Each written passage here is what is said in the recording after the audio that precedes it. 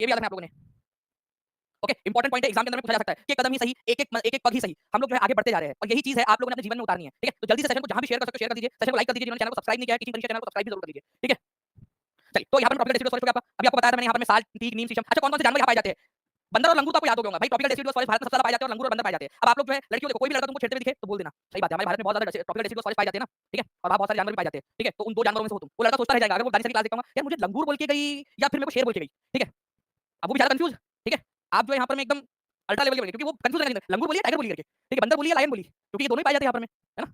चलिए, एलिफेंट भी पाए जाते हैं कुछ मोटे-माटे लोग, ठीक है? मेरे जैसे मोटे लोग। चलिए फ्रेंड्स, ट्रॉपिकल डेसिडुअस फॉरेस्ट की बात करें हम लोग यहाँ पर में, तो बाघ, शेर, हाथी, लंगूर, बंदर यहाँ सब पाए जाते हैं। वयोवृद्ध गांधीवादी नेता एक, ठीक है? एक गांधीवादी नेता थे, ठीक है?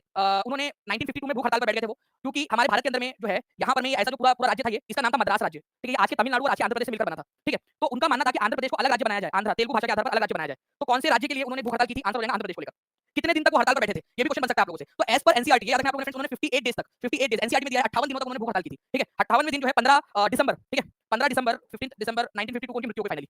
हड़ताल पर, भूख हड़ताल पर बैठे-बैठे गांधीवादी नेता थे, गांधीवादी विचारों पर चलते हुए उनकी मृत्यु हो गई। फिर जाकर तब जाकर केंद्र सरकार की आँख खुली और फिर आंध्र प्रदेश को अलग किया गया, आंध्र राज्य बनाया गया, तेलुगु भाषा के आधार पर। तो भाषा के आधार पर बनने वाला पहला राज्य बना था आंध्र प्रदेश, ठीक है? ये याद रखना आप लोगों ने। उन्होंने 19 अक्टूबर 1952 को स्टार्ट किया और 15 दिसंबर 1952 को उनकी मृत्यु हो गई। 58 दिनों तक वो बैठे रहे तेलुगु लोगों के लिए अलग राज्य की मांग करने के लिए। और फाइनली फ्रेंड्स, इनकी मृत्यु के बाद में केंद्र सरकार को डर लगा, तो उन्होंने जो है वो एक अलग राज्य बनाकर दिया। कौन सा राज्य था? एक आंध्र राज्य। तो आंध्र प्रदेश जो है वो पहला राज्य बना था, ये याद रखना आप लोगों ने। तो एक क्वेश्चन बन गया यहाँ पर में, आप लोगों से पूछा जा सकता है, भाषा के आधार पर, भाषा के आधार पर, ठीक है? आधार पर सबसे पहले कौन सा राज्य बना था? आंध्र प्रदेश बना था, आंध्र प्रदेश, ठीक है? आंध्र प्रदेश बना था और कब बना था? तो 1 अक्टूबर को, 1 अक्टूबर, ठीक है? कौन से साल में? तो ये बना था 1953 के अंदर में, ठीक है? 1 अक्टूबर 1953 को बना था। इंपॉर्टेंट है, इसको मार्क करेंगे आप सभी के सभी लोग। भाषा के आधार पर बनने वाला आंध्र प्रदेश। कौन सी भाषा के आधार पर बना था? तेलुगु भाषा के आधार पर, तेलुगु, ठीक? तेलुगु स्पीकिंग लोगों के लिए। ये भी याद रखना आप सभी लोगों ने, इंपॉर्टेंट पॉइंट एग्जाम में पूछा जा सकता है। चलिए नेक्स्ट क्वेश्चन, तुकाराम किस राज्य में के एक प्रसिद्ध भक्ति संत थे? संत तुकाराम, वैष्णव जन तो तेने कहिए जो पीर पराई जाने रे। वो एक जो है गुजराती संत थे, नरसिंह मेहता, उन्होंने लिखे थे भक्ति गीत। वैसे ही संत तुकाराम जो है, इन्होंने बहुत सारे भक्ति गीत लिखे, विठ्ठल विठ्ठल विठ्ठला, हरि ओम विठ्ठला, मराठी भाषा में लिखे इन्होंने। तो महाराष्ट्र के मराठी भक्ति संत थे, ठीक है? इन्होंने, इनके जो गीत थे उनको क्या कहा जाता था? संत तुकाराम के गीत को अभंग कहा जाता था, abhang.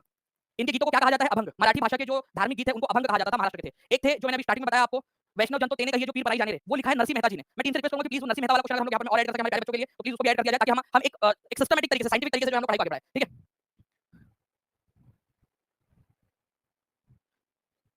Thank you very much cute puppy blog ji, बहुत-बहुत शुक्रिया आपके इतने प्यारे से कमेंट के लिए। चलिए, now friends, C is the correct answer. तो भक्त जो है संत तुकाराम महाराष्ट्र के भक्ति आंदोलन के कवि थे, विष्णु भक्त थे, वैष्णव परंपरा के लिए मानते थे। इनके गीतों को अभंग कहा जाता था, मराठी भाषा के गीत, अभंग, ठीक है? नाउ फ्रेंड्स, देखिए हनफी और शाफी क्या है? ठीक है, हनफी और शाफी, ये एनसीईआरटी में दिया हुआ है। हनफी और शाफी ये बेसिकली जो इस्लाम धर्म है ना, उसके अंदर में अलग-अलग जो सुन्नी, शिया, वहाबी अलग-अलग सेक्ट बने हुए हैं, अलग-अलग जो है पंथ बने हुए हैं। उनमें जो सुन्नी सेक्ट है, उसमें भी और सब क्लासिफिकेशन हुआ है, ठीक है? उसमें और सब क्लासिफिकेशन हुआ है। तो इस्लाम के जो अलग-अलग बेसिकली आप लोग बोल सकते हो कि ये किस्म है, ठीक है? अलग-अलग पंथ है ये, आप लोग इस्लाम के पंथ है, अलग-अलग पंथ है। तो आंसर जो है फ्रेंड्स आप लोगों को ऑप्शन नंबर ए हो जाएगा कि इस्लामिक विद्यालय, अलग-अलग इस्लामिक लॉ है ये। जो हनफी, ठीक है?